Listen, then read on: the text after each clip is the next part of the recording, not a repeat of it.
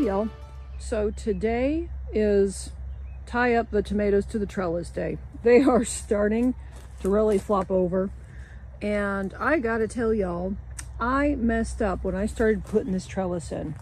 So let me just go over kind of what I've changed with all this from when we first started. So at the very top up here, this is 3/4 inch conduit, right? I hung that up because it's really nice and strong, and it will support the weight of all these tomatoes whenever they start getting really big and tall. So I did that, and I think that is put up there well. I think it's really sturdy. They're put together with those, I guess they're couplers or whatever, that have screws in each end that hold all these 10-foot pieces together. And then I have, like, if you can see, some little brackets and just some like basically electric wire. It's that really kind of thick gauge electric wire holding that up. And then I hung string from it. So what I messed up on was the original string I hung was like this. And I don't know if you could see, this is probably 1/4 inch thick. It's a poly rope, and this won't work. So I tried it with this first, and basically you have to have a way of clipping it to where it won't slide up and down that string, if that makes sense. So my original thought was to use this guy. And so this is a taper, right? Let me see if I have the box here. It's a taping tool.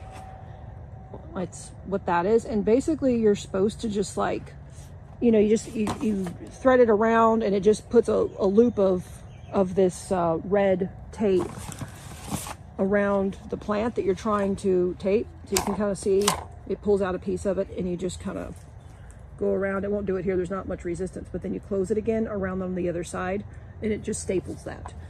So that was my first thought. But obviously if this just becomes a loop around that, it's going to slide up and down, right? Which that does not hold well, especially when these tomatoes get real top heavy. That string will just slide right through, right? So I watched a few videos, and I found out that what I really need to use are these kind of clips.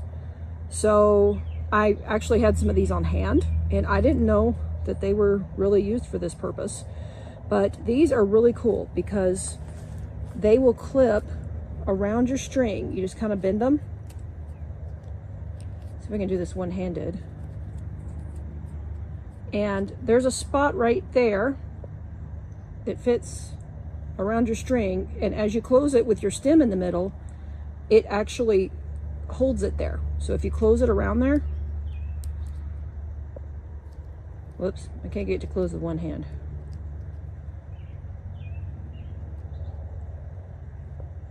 There we go. But you see, once it's on there, it won't move up and down. So that's what we needed. In order to do that though, so here's another one of these little clips.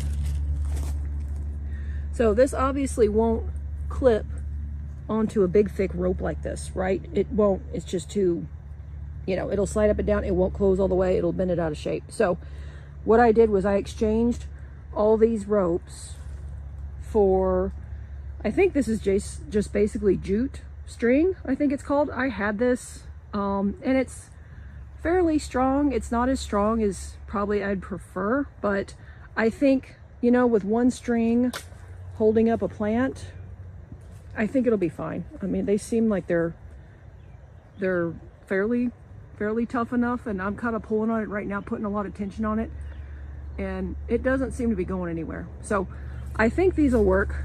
Worst case scenario, if these start breaking off and falling or something, I'll get a tougher, maybe like a poly rope or something like that. I know they make stuff specifically designed to use in this application, but since this is what I had on hand, this is what I'm going for, because like I said, we need to get these up off the ground. They're kind of getting everywhere. They're falling into the aisles. So I'm going to go ahead and get started with getting these all attached.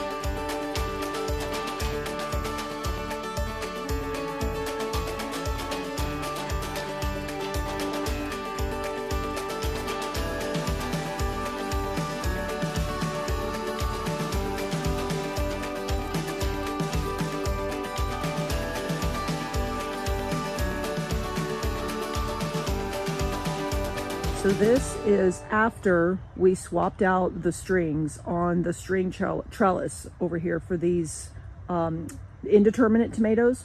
So I wanted to show you what other trellis types I have around here and the pluses and minuses and how I kind of use them. So if you come over here, these are my determinate tomatoes, so they won't get as tall. And I am using a wire foldable trellis. So these are kind of a take off those, you know, those round ones that you get. You can see them like everywhere, and they call them tomato cages. They're round and they kind of taper off at the bottom. So this is kind of the same idea as those. They're nice because they are super convenient. These actually fold down as compared to those round ones that don't. So when it comes to taking these down at the end of the season, these store way easier because they go flat. The other thing I like about these is they are quite a bit bigger, especially at the bottom. They're bigger around than those round ones. And that allows, one, for more airflow, which absolutely you always want really, really good airflow with your tomatoes. But I also like them because they are somewhat reusable. I mean, these ones, they come in different durabilities, I guess, and different levels of how well made they are. This one's not exactly, we got these on clearance, but these will work for a season or two, you know. But I do like them because, like, in an instance like this where it was kind of hard to fit panels in here or fit, you know, we sure couldn't do another string trellis like that. But these are really quick and easy. They're easy to transport. They'll fold up and just throw in the back of a car. So these definitely have their place. These are also really good for like small plants that you don't like, that aren't tomatoes, like peppers, right? Some peppers can get really big and they'll start flopping over, right? So these are good for that. I've also seen like people use these in herbs, sometimes like your basils and even flowers. They get so big that they just need some extra support. These are great for that. What I wouldn't use them for though is your big determinate tomatoes or any kind of big vining type plant, because they will definitely, these are maybe 3.5 feet tall, but you can see, you know, you can kind of wiggle them around and stuff. They're not super like strong. So any big vining things, your indeterminates, they'll like come out the top and they'll just like flop over, and when they flop they start breaking at their stems and it just becomes a mess. Plus they just get so big, there ends up being so much leaf matter and mass in there that your airflow is restricted. So yeah, so these have their place. So that is one of the other types of trellises that I do. And let me go outside and I'll show you some of the other ones that I also have in play outside.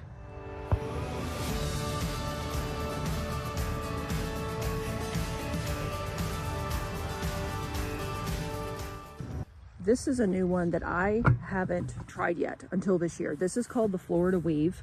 You can see it's a T-post, right? Put in the ground, and then just a loop of string run, like attached at one end, and it's literally woven around each of those plants, all the way down to that other T-post, looped around, and then it comes back and weaves on the other side of the plant. So you can kind of see when you're weaving it, see if I can get a good shot in here.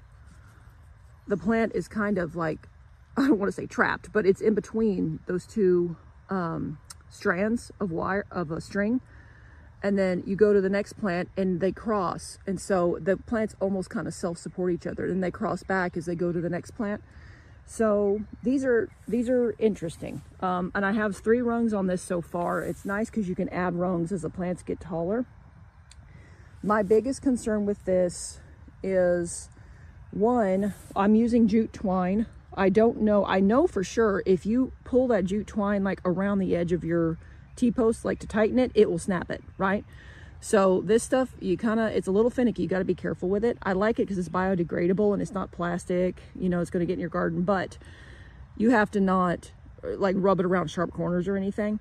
As far as it just being strong enough to hold this up, that's yet to be seen. I know I've used it some in the past and it's been fine.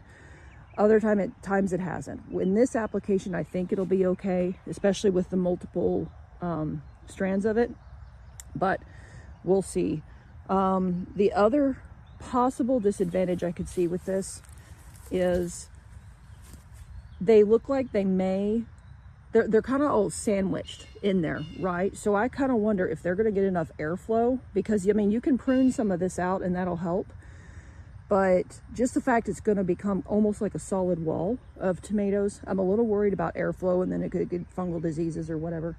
So that's my other concern. But what I do like about this is it's very handy. I mean, all you need is a couple T-posts. And I mean, T-posts, depending on how tall a T-post you buy, I mean, they're, you know, $7 or $8. And then you use whatever string you have, you know, and that's all there is to it. You don't need clips. You don't need, you know, the big special panels. You don't need any of that stuff. So just getting started, you know, this may be the ticket.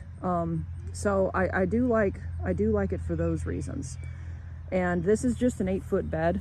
So if I was doing a 16-foot bed or any longer than this, I'd probably do another T-post in the middle just for extra support. But yeah, I mean, I'm kind of liking this. It's easy to deal with. And yeah, I could see it used for other plants too. Like, you know, I've seen people use it on asparagus, because asparagus gets so big and tall and just kind of takes over. Any of those plants that you kind of trellis as they grow, this would be great for. This is another variation kind of like the Florida weave here. This one also just uses, I don't know what, you know, I don't have a fancy name for this one. It just uses 2 T-posts on the end. And instead of using string going in between like I have over there for the tomatoes, this is just more of the electric fence wire. And it's, you know, a nice, I guess it's a low gauge, but a heavy gauge electric wire. And obviously I'm not using it right now. We just have carrots and garlic in here. So this was up from last year. Not using it as a trellis right now, but it's still here and it's pretty strong. I mean, I like it because this stuff, it's not going anywhere. It will need some kind of clips or something as your plants grow. I think I had my cherry tomatoes, like I moved them here this year, but I think they were here last year, and that's what I kind of clipped them to. And same thing, I mean, you can like make as many runs as you want as your plants grow, and really simple, really easy, and really user friendly. So that is another option. One of my absolute favorite types of trellising systems is your cattle panels. So you can see this is a 60-foot cattle panel. I have a T-post here put into the ground, and every once in a while, this is like electric fence wire that I just used it to kind of hold these panels up. And I think there's probably there may be 3, yeah, 3 spots where I attach this just to keep it upright. And it starts here and it goes about halfway down there. It's kind of buried in the middle of the beans there. But these are my favorites. You can see how much bean plant is on here, and they're not going anywhere. Like, these cattle panels are no joke. So these are really nice for pretty much anything. Any kind of plant that climbs, it can handle it. They are very strong. They're very reusable. These are something, I mean, I've had these for, I've had some of them for at least 4 years. And I mean, I know they'll go a lot longer than that because they're literally fence panels. I like them because they are versatile too. So here you can see I have them like in a horizontal pattern, but let me show you over here. So here we're growing some loofah and, oh, what was the other thing? Oh, like melons, like some little miniature, like watermelon types. And you can see here we put it into an arch pattern. So you've seen like the neat stuff on Instagram or wherever where they have like an arch full of loofahs or full of cucumbers. You know, that's where these come in really handy. And again, these are just in with T-posts. These ones actually zip tied, which that comes in handy too. It's not as I guess tough or sturdy as using wire, but these definitely work too. And this has tension on it, pushing it back towards the T-post, so it keeps it where it needs to be. So here you can see I'm using one of these cattle panels in a horizontal way with our paste tomatoes. These are our indeterminate tomatoes. And you can see they're already, about halfway up it. And by the end of the season, I mean, they will be up and over. They'll be all the way to the top. But it is definitely strong enough to keep them where they need to be. One disadvantage, I'd say, to these panels is they come in 16-foot lengths, like you can see here. And honestly, transportation is always something you have to think about with these because they're so long. If you have a truck, you can kind of bend them in an arch and put them in the back of your truck and tie them in. That's one way to transport them. If you have a trailer, obviously a 16-foot trailer, they would haul on that. But if you only have access to a car or a smaller vehicle like that, that's definitely something to keep in mind. Some stores may sell 8-foot sections of these, but I am not familiar. Most of the ones I've seen are these 16-foot sections. I know a lot of people who have smaller garden beds. Like this is a 16-foot bed, so it just fits in there like really nice and perfect. But if you have an 8-foot bed, you're going to need either an angle grinder or really heavy duty bolt cutters to cut these because they are really, really stout. So that is one disadvantage as far as just getting them from point A to point B. The other, I don't know, kind of a disadvantage, I guess, is they're going to require another type of like a clip, right? So you can kind of weave your plants in between, like in between the rungs going up, you know, you can kind of weave them as you go. So that is an option. I find that takes a little bit more time than just getting some clips. Let me show you what kind of clip options I have. So this is what I started with, and these actually I'm using in the Hoophouse as well. These are just string clips, right? And I kind of showed you a minute ago how your string is meant to clip in there, but over here you can literally use them and just let it be loose. You could just clip them like if you're clipping your tomato there, right? So these work really, really well. They're super convenient. I was also using this, which I do like this stuff, this stretch tie. It's a stretchy tie, and you can kind of see in the picture, you just cut off a piece of it and just tie a knot in it around your plant and around your trellis.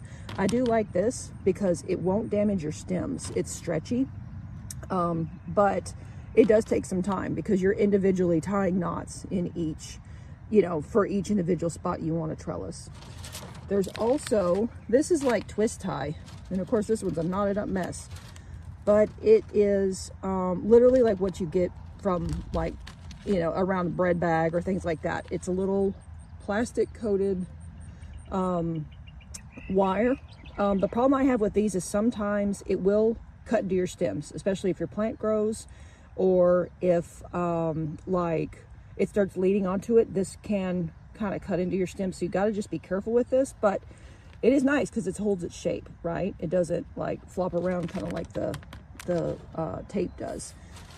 But the best of both worlds I've found, and this is a new one for me this year, this is a taping tool, and it kind of uses like kind of like this kind of tape, but it has this dispenser that does it for you.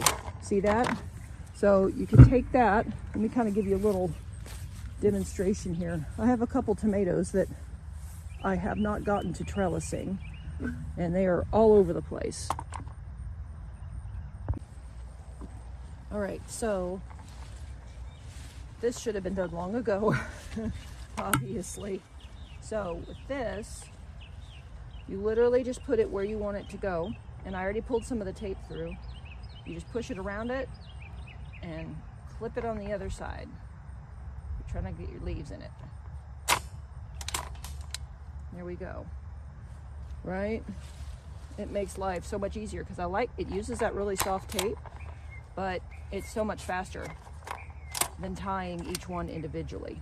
So there you go. I need to prune this obviously and get it going, but let me see if I can show you a close-up.